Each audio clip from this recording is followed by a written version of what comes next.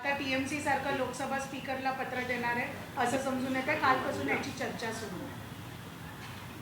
बघा, ऑपरेशन आणि ऑपरेशन, हे ऑपरेशन ते ऑपरेशन, मग ह्याचं ऑपरेशन, मग एम्समध्ये आहे का, मग गंगाराममध्ये आहे का, हां, ऑपरेशन इस्पितळामध्ये होत असतं. आता हे राजकीय लोक कधीपासून हातामध्ये कैच्या आणि सुरे घेऊन ऑपरेशन करायला लागले.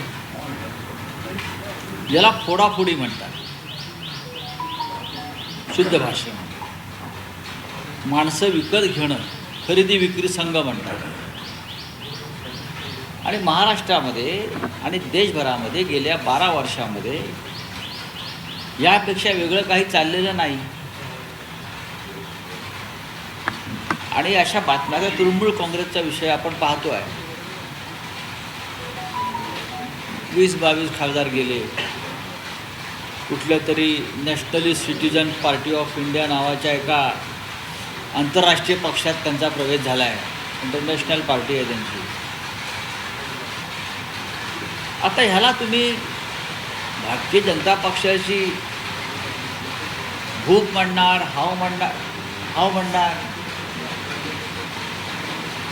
पण शिवसेनेच्या बाबतीत तुम्ही ज्या बातम्या देताय त्या चुकीच्या. एवढेच मिसळ. आमदारांना आम्ही बोलतोय, त्यांचे वेगवेगळे अचानक त्यांना उपरती झाली की उद्धव ठाकरे भेटत नाही, आमच्या पक्षाला निधी मिळत नाही, आदित्य ठाकरे महाराष्ट्रात फिरत नाही, असं त्यांना अचानक उपरती झाली आहे. आणि ते आता बऱ्यापैकी असं त्यांनी कधी कोणाला सांगितलं? आम्हाला फोनवरती सांगतात साहेब. एक लक्षात घ्या, उद्धव ठाकरे ह्यांच्या इतका लोकप्रतिनिधींना आणि कार्यकर्त्यांना भेटणारा नेता या क्षणी महाराष्ट्रात नाही. शरद पवारांना. शरद पवार भेटतात, उद्धवजी भेटतात, आम्ही सगळे भेटत असतो. मातोश्रीचे दरवाजे सदैव सगळ्यांसाठी उघडे असतात. तुम्हाला जे कोणी सांगतात ते असं आम्हाला आतापर्यंत कोणी तक्रार घेऊन आला तर मला दिसत नाही. ग्रामीण भागातले खासदार मुंबईत आले तिथे हमखास उद्धवजींना भेटतात. विधिमंडळाच्या काळामध्ये आमदार येतात तेव्हा उद्धवजींना भेटतात. त्याच्यामुळे ह्या तुमच्यापर्यंत आलेली जी बातमी आहे ती पूर्णपणे चुकीची आहे. या क्षणी मी इतकंच सांगेन, शिवसेनेचे 9 खासदार एकत्र आहेत, एकत्र राहतील. नाही, पण राऊतसाहेब, रविवारी एक मीटिंग मातोश्रीत पार पडते, ज्या मीटिंगला 5 खासदार अनुपस्थित राहतात किंवा ऑनलाईन बैठकीला उपस्थित राहतात. पण त्यापैकी एक संजय देशमुख दुसऱ्या दिवशी सकाळी दिल्ली गाठतात आणि केंद्रीय मंत्र्यांना भेटतात. हे कसं काय? म्हणजे उद्धव ठाकरेंचा धाक किंवा उद्धव ठाकरेंचा संपर्क संवाद कमी पडतोय का? आमच्याकडे जर ईडी असतो तर धाक कायम आला असतो. सध्या धाक म्हणजे काय आहे? मोदींचा धाक, अमित शहांचा धाक हा व्यक्तिगत धाक नाही आहे. हा CBI ईडी त्याच्या हातामध्ये आहे म्हणून हा धाक. उद्या सत्तेवर नसाल तर तुमचा कुठला धाक मला सांगा ना. सर, ते खासदार मागच्या दाराने निघून जातात, माध्यमांना भेटतात. त्यांना कसली भीती? कर नाही तर डर कशाला? तोंड लपवत का फिरतात मग? त्यांना विचारा ना. सर, धाक नाही आहे तुम्ही एक सांगता, पण एक मॉरल रेस्पॉन्सिबिलिटी आहे ना. पक्ष नेतृत्वाने बैठक बोलवली आहे, त्यात प्रेझेन्स असणं खूप गरजेचं आहे. आणि दुसऱ्या दिवशी फिजिकली प्रेझेंट दिल्लीत पोहोचतात, पण मुंबईत 5 राज्य सोडून तुमचा खासदार दिल्लीत पोहोचतो केंद्रीय मंत्र्यांना भेटण्यासाठी. भेटू दे. त्याच राज्यात आणि भेटत त्याच नाही. राज्यामध्ये पक्षप्रमुखांना भेटत नाही. बघा, तुम्ही काय उलट तपासणी घेताय का? नाही, उलट नाही, तपासणी तुम्ही का उलट तपासणी प्रश्न विचारा. तुम्ही उलट तपासणी नाही घ्यायची. एक सांगतो मी तुम्हाला, हां, पत्रकाराचे प्रश्न पत्रकारासारखे विचारायचे. एका मंत्र्याला एक खासदार भेटला, काय तेवढं आपण सगळ्यांनी आतडी पेटून विचारण्याचं कारण काय? कारण तुमचा उद्या जर मला प्रधानमंत्री भेटले माझ्या कामासाठी, त्यांना भेटेन ना. माझं तर तितकंच महत्त्वाचं काम आहे, तर मी जाऊन प्रधानमंत्र्यांना भेटेन. पक्षप्रमुख जर एखाद्या राष्ट्रहिताचं काम असेल तर मी नक्कीच प्रधानमंत्री एका पक्षाचा नाही, प्रधानमंत्री हा देशाचा आहे. मुख्यमंत्री हा देशाचा आहे, राज्याचा आहे. मंत्री हा राज्याचा आहे. महाराष्ट्रातल्या अनेक मंत्र्यांशी मी स्वतः चर्चा करतो लोकांच्या कामासाठी. आमची राजकीय भांडणं आम्ही लढू ना. आता गृह खात्यांच्या बैठकामध्ये अनेकदा अमित शहा बसलेले असतात आमच्यासमोर, आमचा संवाद होतो. का होऊ नये? तुम्ही एक आमचा खासदार मंत्र्याला भेटला, याच्यावरून तुम्ही जे काय आता चित्र रंगवत आहे चुकीचं आहे. पण तुम्ही जेव्हा गृहमंत्र्याला भेटत तेव्हा मागच्यादारांनी निघून जात नाही, तुम्ही दररोज माध्यमांना नाही, नाही, राऊत साहेब, त्या बैठकीत खासदार संजय देशमुख यांनी कारण दिलं ऑनलाईन बैठकीचं की त्यांच्या घरी काही लग्न सोहळा आहे, मुलीच्या लग्नाची जुळवाजुळ आहे, त्यामुळे ते उपस्थित राहू शकत नाही. पण तेच खासदार तेच कारण असताना दिल्लीमध्ये येतात आणि मंत्र्यांना भेटतात. खासदार ऑनलाईन बैठकीत सामील झाले. ही सूचना सरकारची आहे ना, ऑनलाईन काम करा म्हणून.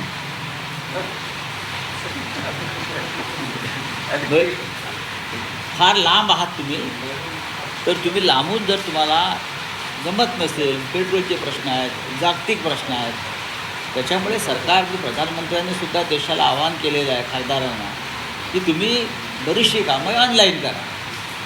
आता त्यानुसार जर ते ऑनलाईन उपस्थित राहिले असेल, पण उपस्थित राहिले ना, ते उपस्थित राहिले, त्यांनी संवाद साधला, त्यांनी आपल्या भूमिका मांडल्या, त्यात काय चुकी? नाही, पण आजही तुम्ही दिल्लीत आहात. तुम्ही दिल्लीत आहात. आज लोकसभा अध्यक्षांची काही भेट घेणार आहात का किंवा काही त्याच्या मला तुम्ही कधी कोणाला अशा लोकांना भेटताना पाहिलं आहे का? मी 24 वर्ष दिल्लीमध्ये आहे. मला तुम्ही कधी 12 वर्षात मागच्या 12 वर्षांमध्ये अशा प्रकारच्या लोकांना, भाजपच्या मंत्र्यांना कधी भेटताना पाहिजे, संविधानाचं आणि घटनेचं पालन करत नाहीत, नियमाचं पालन करत नाही, अशा कोणत्याही माणसाला मी शक्यतो भेटत नाही. नाही, राऊत साहेब, बैठकीत खासदारांच्या बैठकीत उद्धव ठाकरे असं म्हणाल्याचं कळतं आहे की ज्यांना जायचं आहे त्यांनी जा. 4 वर्षापूर्वी अशा पद्धतीनेच आमदार फुटणार होते, मलाही त्याची कल्पना होती. पण ज्यांना जायचं होतं ते गेले आणि त्यांचं असंही म्हणणं आहे आज माझा नाही आहे, पण उद्याचा दिवस माझा नक्की असेल. त्याच्यात 2 गोष्टी आहेत. मी त्या बैठकीला पूर्ण वेळ होतो. खासदारांच्या बैठकीमध्ये सर्वाधिक काळ पूर्ण वेळ मी होतो. शिवसेना पक्षप्रमुखांनी अशा प्रकारचं कोणतंही वक्तव्य केलेलं नाही, हे मी ठामपणे सांगेन. जायचं असेल त्यांनी जा, हे त्यांचं वाक्य त्यांच्या तोंडी घातलेलं आहे. माझ्यासमोर मी तिथे असेपर्यंत ते असं बोलले नाहीत आणि ते असं बोलणार नाही, हे मी खात्रीने सांगेन. हात धरून थांबण्यात काय अर्थ आहे? हे साधारण 5 वर्षापूर्वी किंवा 4 वर्षापूर्वी जेव्हा आमदार जात होते तेव्हा त्यांचं हे वक्तव्य तेव्हाच आहे. जेव्हा आम्ही त्यांना एका हॉटेलात बंद करून ठेवलं तरी लोक जात होते पळून, भिंतीवरून उड्या मारून, इस्पितळातून भिंतीवरून उड्या मारून गेले काही. तेव्हा ते रागाने म्हणाले की अशा तऱ्हेने यांना डांबून ठेवून का उपयोग. ह्या क्षणी, ह्या वेळेला त्यांनी अशा प्रकारचं कोणते विधान केलेलं नाही, एक लक्षात घ्या. ज्या पद्धतीने खासदारांची प्रादेशिक पक्ष जे आहे, समजा तर जर- ज्या पद्धतीने प्रादेशिक पक्ष कोणीतरी एकाने कुठे विचार नाही, पण राजकारणात जर तरला उत्तर नसतं, तरीही जी एक जोरदार चर्चा आहे की 6 ते 7 खासदार फुटणार, अशा वेळेसही उद्धव ठाकरेंची हीच भूमिका असेल का की ज्यांना नाही. जायचं आहे मी त्यांनी तुम्हाला जावं? बघा, तुम्ही वारंवार तोच नाही, नाही. प्रश्न विचारताय. मी असं म्हणतो आहे की त्यांनी असं विधान केलेलं नाही आणि त्यांनी अशा प्रकारचं विधान कधीही ते करणार नाहीत. उलट त्या खासदारांच्या बैठकीत ते स्वतः प्रत्येक खासदाराशी संवाद साधत होते आणि त्यांच्या अडचणी समजून घेत होते. कुणी जर अशा प्रकारे अफवा पसरवत असतील तर ते चुकीचं आहे. भारतीय जनता पक्ष आणि त्यांच्या सर्व देशभरातल्या मिंदे गटांना काय काम उरलेलं नाही, पण ह्याचा परिणाम देशाच्या राजकीय प्रकृतीवर होणार, हे लक्षात घ्या. तर या प्रादेशिक सगळ्या पक्षांची पार्श्वभूमीवर तुम्ही विश्वसनीयता अचानक दिल्ली कमी दौऱ्यावर- करण्याचा प्रयत्न केला जातोय. अशा प्रादेशिक पक्षांची विश्वसनीयता कमी करण्याचा हा प्रयत्न आहे का? टीएमसीचे खासदार फुटतात. मग तुम्हाला काय वाटतं, भाजपची विश्वसनीयता राहिली आहे का? भारतीय जनता पक्षाची विश्वासार्हता राहिली आहे का, असं तुम्हाला म्हणायचं का? याचा अर्थ एकटे नरेंद्र मोदी, अमित शहा, शुवेंदू अधिकारी, देवेंद्र फडणवीस आणि त्यांचे पक्ष हेच विश्वासपात्र उरले आहेत का? तुमच्या पक्षाचे खासदार फुटल्यानंतर तुमच्या पक्षाला मतदान करताना पुढच्या वेळेस लोक विचार करतील की या पक्षाचे खासदार फुटतात. अजिबात नाही. असं कशाला विचार करतील? उलट हे जे पक्ष फोडतायत पैसे देऊन, त्यांना जोड्याने मारतील.